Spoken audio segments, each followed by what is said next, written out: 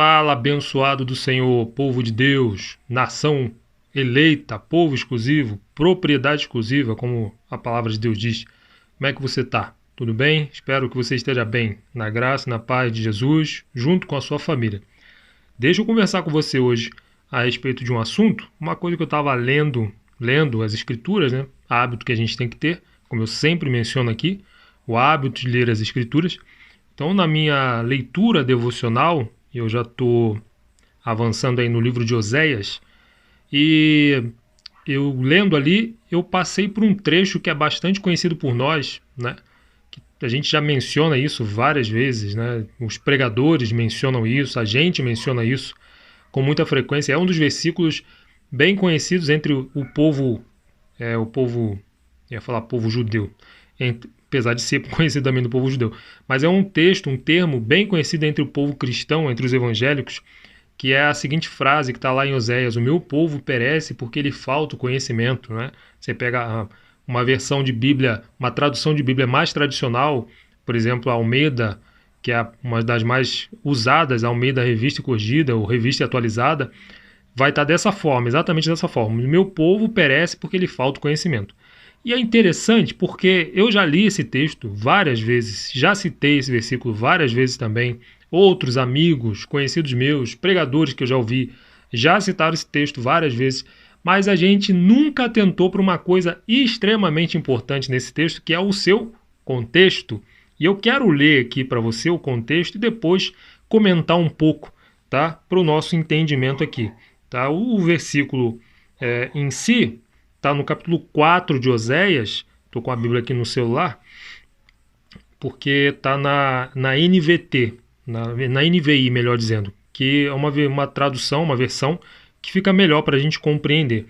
O versículo em si está lá no capítulo 4, versículo 6, quando diz assim: o meu povo foi destruído por falta de conhecimento, que esse é o texto, esse é o versículo que a gente sempre menciona como costume. Mas vamos ler o contexto para a gente entender bem aqui do que se trata, do que Deus está falando aqui.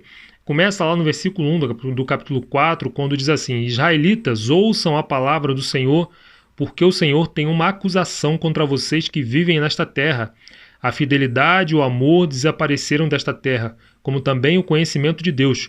Só se vê em maldição, mentira e assassinatos. Roubo e mais roubo, adultério e mais adultério. Ultrapassam todos os limites, e o derramamento de sangue é constante. Por isso a terra pranteia e todos os seus habitantes desfalecem. Os animais do campo, as aves do céu e os peixes do mar estão morrendo. Agora presta bastante atenção aqui no versículo 4, que ele começa a falar. Mas que ninguém discuta, que ninguém faça acusação, pois sou eu quem acusa os sacerdotes. Vocês tropeçam dia e noite, e os profetas tropeçam com vocês. Por isso destruirei sua mãe. Aí é que ele entra no versículo 6. O meu povo foi destruído por falta de conhecimento. Uma vez que vocês rejeitaram o conhecimento, eu também os rejeito como meus sacerdotes. Uma vez que vocês ignoram a lei do seu Deus, eu também ignorarei seus filhos. Isso está dizendo aqui no versículo 6. Aí ele vai para o 7. Quanto mais aumentaram os sacerdotes, mais eles pecaram contra mim. Trocaram a glória deles por algo vergonhoso. Mas presta bastante atenção no que ele está falando no versículo 4. Ele diz o seguinte, ele diz aqui no versículo 4, deixa eu só voltar aqui: mas que ninguém discuta, que ninguém faça acusação, pois sou eu quem acusa os sacerdotes. E aí ele vai falar diretamente para os sacerdotes. Vocês tropeçam dia e noite, e os profetas tropeçam com vocês. Por isso destruirei sua mãe. Aí que ele entra: o meu povo foi destruído por falta de conhecimento. Tá? Deixa eu comentar aqui, né? Olha o texto que a gente sempre usou: o meu povo perece por falta de conhecimento. Beleza. Por que o povo perece? A resposta está óbvia: por falta de conhecimento. Por que o povo não tem conhecimento? A resposta não está muito óbvia. Por que a resposta não está muito óbvia? Porque a gente pegou esse versículo isolado e a gente aplicou na nossa vida constantemente. A gente passou isso adiante constantemente sem levar em conta o seu contexto. E o que o contexto está dizendo? O contexto é uma acusação contra os sacerdotes, tá? Quem eram os sacerdotes? Qual era a responsabilidade dos sacerdotes? Tem um versículo que diz o seguinte, que da boca do sacerdote deve sair o conhecimento, da boca do sacerdote deve sair a instrução. O que o sacerdote fazia além de oferecer sacrifícios? Porque, por exemplo, a gente sempre fala muito dos profetas do Antigo Testamento, mas por que os profetas foram levantados? Se você estudar um pouquinho o que a gente chama na teologia de profetismo, você vai ver por que os profetas se levantaram no Antigo Testamento. Eles começam a se levantar no período da monarquia, quando os reis de Israel são instituídos. A partir do momento que os reis são instituídos, é que começa forte ali o profetismo. Por quê? Porque é nesse momento que o povo começa a se apartar de Deus, se apartar da lei de Deus, se apartar da orientação de Deus, se apartar dos preceitos de Deus. E é necessário que os profetas se levantem para corrigir o povo, para trazer o povo de volta à vontade de Deus, à lei de Deus. Mas, em primeira instância, quem era o responsável por dar as instruções ao povo? Era o sacerdote. O sacerdote não servia só para oferecer os sacrifícios. Isso era uma das coisas que ele fazia, de se colocar como intercessor entre Deus e o povo, oferecendo sacrifícios ali, pré-figurado a pessoa de Cristo no Novo Testamento. No Antigo Testamento era ali os bezerros que eram sacrificados, ou eram aves, ou eram animais pequenos, mas acima disso, a responsabilidade dele era instruir ao povo. Né? O sacerdote ele devia ser alguém que tinha o domínio da lei, que não só vivia a lei, não só aplicava a lei à sua própria vida, mas instruía o povo a lei do Senhor. Tinha a lei em suas mãos para poder dar instrução ao povo. É claro que isso não exime a responsabilidade de cada um de examinar as Escrituras, não exime a responsabilidade de cada um de ter que constantemente ter o conhecimento das Escrituras, mas o sacerdote, é por meio do sacerdote. Por exemplo, eu vou dar um exemplo aqui da minha vida. Quando eu me converti, eu tinha 17 anos. Me converti não, né? Entrei para a igreja, eu tinha 17 anos. E quando eu entrei para a igreja, era um monte de jovens. A maioria deles músicos, né? A maioria, alguns não eram. Então, quando eu entrei, era aquela coisa que eu chamo hoje de oba-oba. Você entra ali, estou numa igreja, faço parte do grupo jovem, e é isso aqui e tal. Ser cristão é isso, ser crente é isso. A gente nem falava cristão, a gente falava ser crente é isso aqui.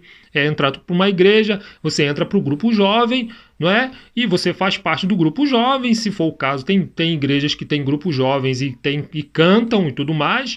Tem igrejas que não, mas entrei, estava ali e tudo mais.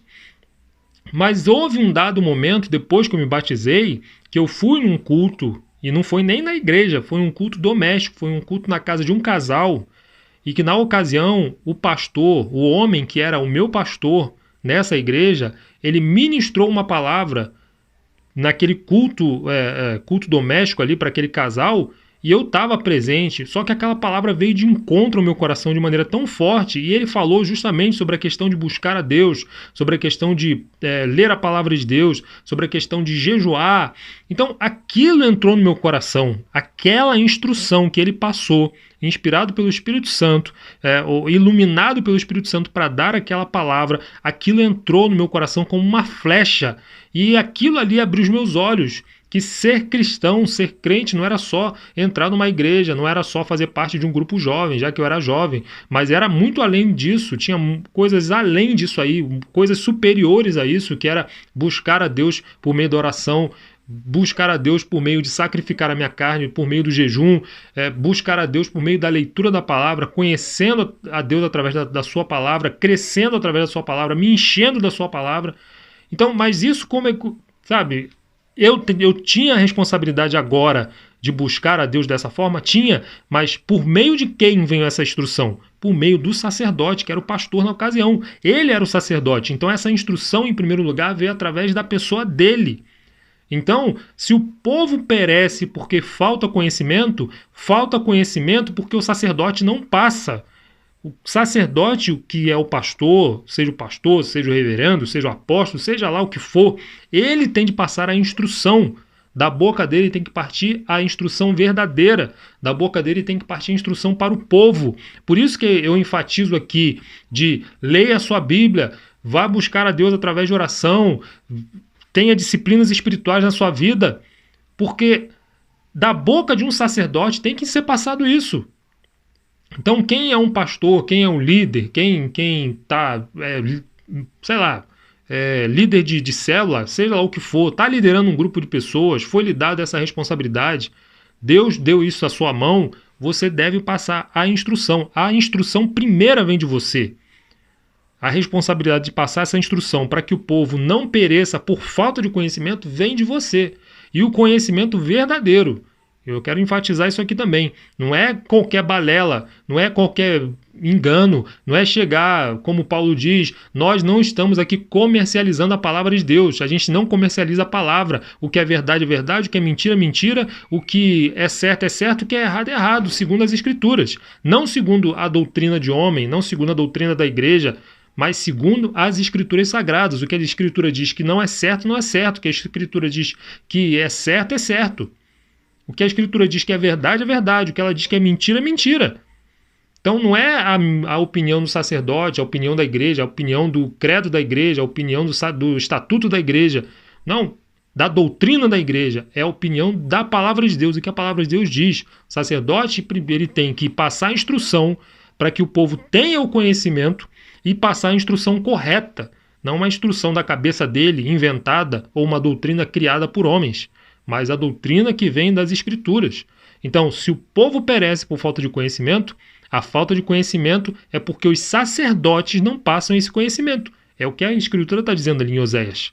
Então não é o versículo isolado, pegar o versículo isolado e jogar a responsabilidade apenas para o povo, porque na maioria das vezes, como sacerdote, é isso que a gente faz. A gente joga a responsabilidade só para o povo. Olha, o meu povo perece porque ele falta conhecimento, está escrito. Se você não tem conhecimento, você perece. Ué, mas se ele não tem conhecimento, volta para o texto e o seu contexto, o que Deus está dizendo ali? De quem é a responsabilidade do povo perecer por falta de conhecimento? O povo perece porque falta conhecimento. Falta o conhecimento por quê? Porque o sacerdote não passa o conhecimento. Porque o próprio sacerdote se corrompeu para não passar conhecimento. Então, antes de tudo, não é, mais uma vez, eximir o povo da sua responsabilidade de buscar a Deus por meio das Escrituras, como fez o povo de Bereia, né, quando Paulo foi pregar nessa cidade e aqueles homens foram examinar para ver se tudo que ele estava falando batia. Não é eximir a responsabilidade de cada um. Você, como cristão, você é responsável por seu crescimento espiritual. O sacerdote ele vai estar ali para te apoiar, ele vai estar ali para te incentivar, ele vai estar ali para te dar um suporte, ele vai estar ali para te instruir quando houver alguma coisa demasiadamente difícil para você, de difícil compreensão na leitura da palavra, né, de difícil resolução, ele vai estar ali para te apoiar. Isso não exime a sua responsabilidade de buscar a Deus por meio de oração, por meio de jejum, por meio de leitura da palavra, mas também não é apenas responsabilidade, e aí eu vou me dirigir aos sacerdotes, não é apenas responsabilidade do povo. Se eu não chego no meu púlpito e digo para o meu povo, olha, busque a Deus, leia a palavra de Deus, se aplique em se encher da palavra de Deus, ele vai achar que basta simplesmente ele entrar na igreja, vir para os cultos, participar de um grupo de irmãs, de irmãos, de grupo jovem, fazer parte desse tipo de coisa, cumprir ali a agenda religiosa e nada mais, e é simplesmente isso. Não.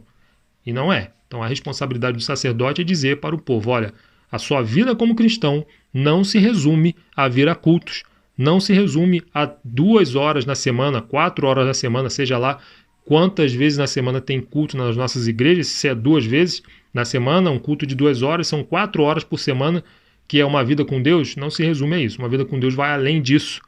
E para que a pessoa não pereça, ela tem que ter o conhecimento. Para que ela tenha o conhecimento, ela tem que ler as Escrituras. Para que ela saiba que ela tem que ler as Escrituras, para que ela saiba que ela tem que buscar a Deus, que ela tem que orar, que ela tem que jejuar, que ela tem que se aproximar de Deus. Esse conhecimento, o sacerdote leva até a pessoa. E até o momento que ela consiga discernir, consiga assimilar o que está sendo passado pelo sacerdote, ela comece a andar com as próprias pernas. Tá certo?